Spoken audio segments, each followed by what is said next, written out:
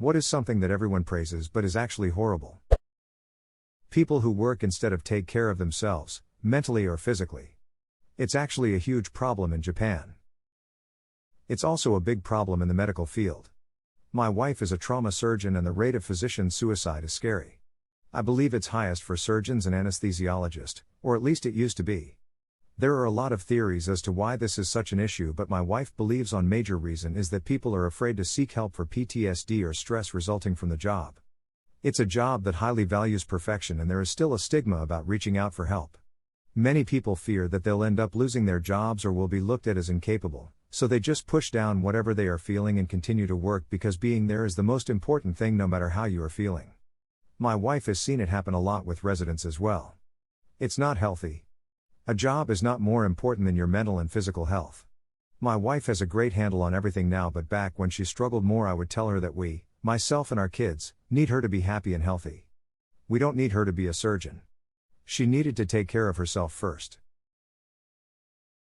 Yep, I know a doctor who was fired after word got back to his boss that he sought out treatment for depression. Bonus, this was after the psychiatrist he saw officially determined that he was not a danger to himself or his patients, and cleared him to keep working. My nurse manager wife experienced this as well. Nothing like being kicked while she was down, and betrayed by the people who preach HIPAA the most. This happened to my wife just 4 days ago.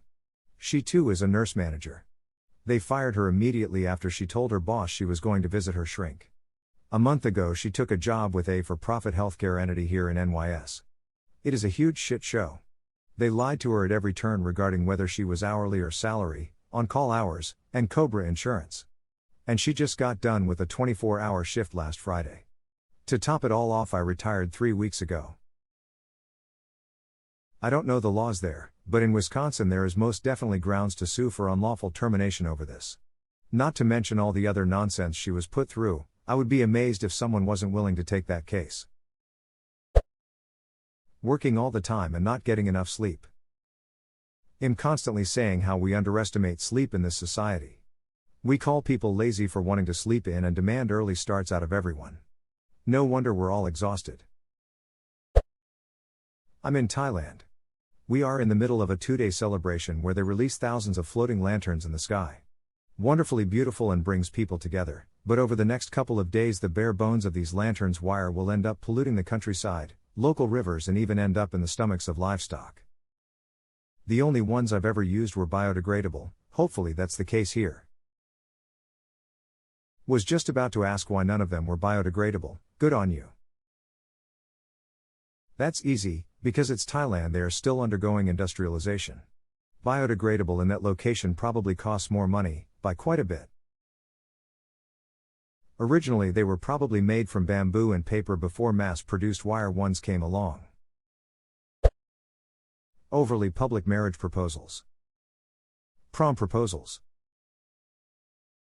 Tactical prom proposals. Extortion proposals.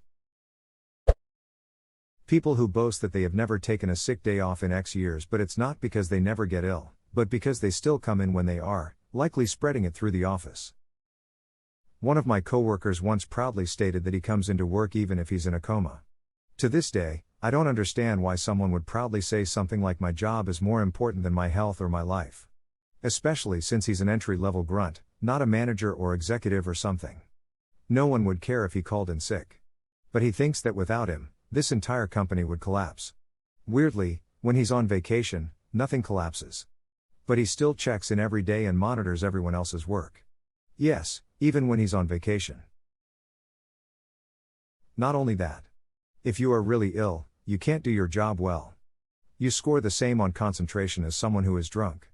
I never understood why employers rather have someone doing a poor job or even endangering people than having someone stay at home for a few days. As a software engineer, I refuse to work while sick. I know I'll introduce all kinds of bugs and whatnot.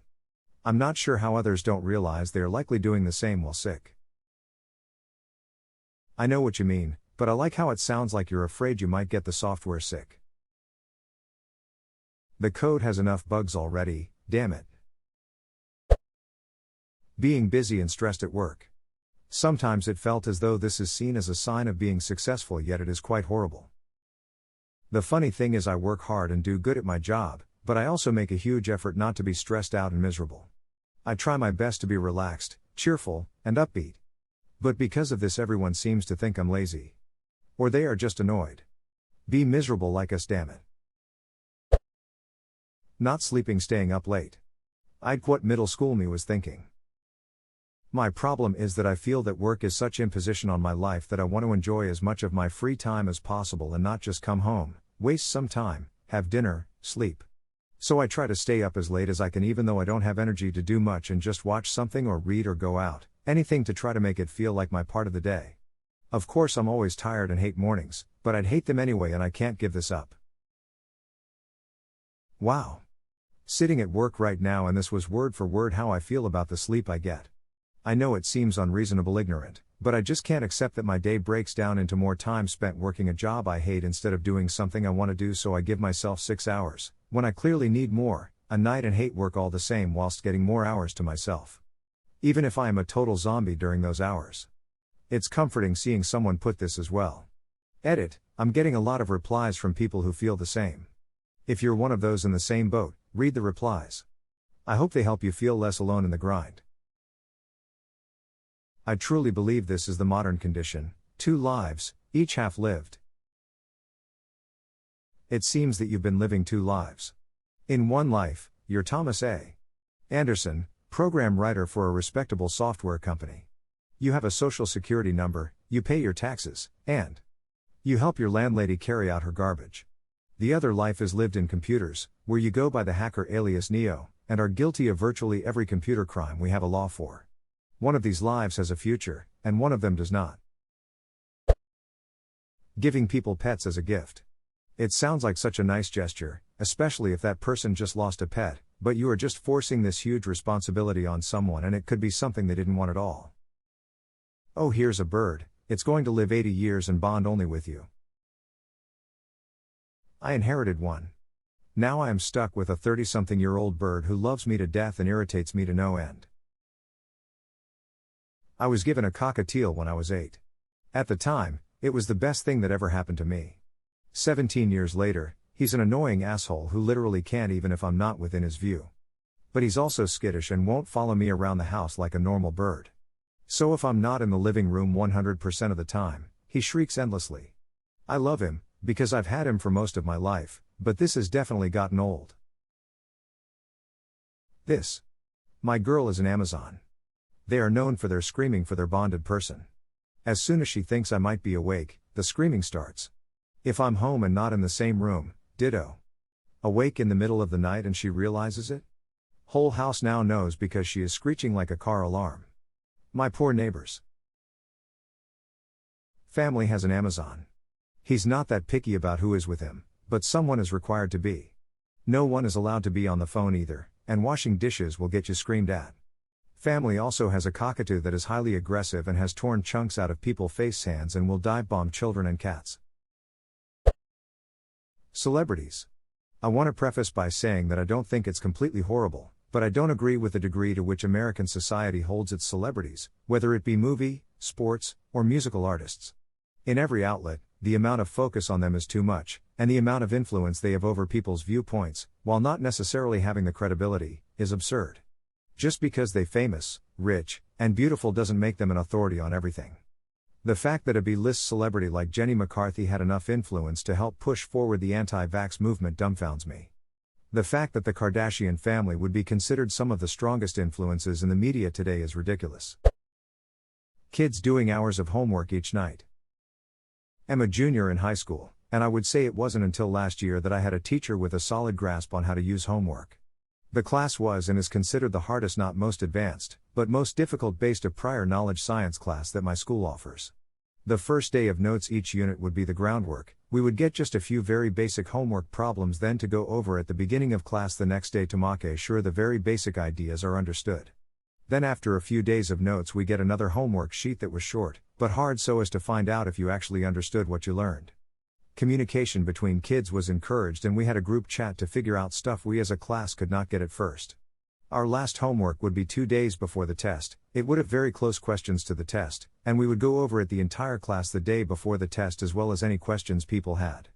I think the homework was just how it should be, it was minimal, but clearly very necessary, as if you didn't do it you were very screwed for the very difficult tests. The hardest class I have had, but every kid who takes it agrees the teacher is amazing. Also looks like Edna Mode from Incredibles, favorite teacher I have ever had. Please tell her all of this and how much you appreciate how she is managing the class. She will appreciate it more than you think. I'm a teacher of 14 years and positive comments from my students is what keeps me going. Just don't tell her about the Edna Mode thing, lol. Also teacher. Can confirm. Students and parents are very quick to point out negative things about myself or coworkers, but very rarely do we hear positive things. If you appreciate someone, tell them. This works for all aspects of life.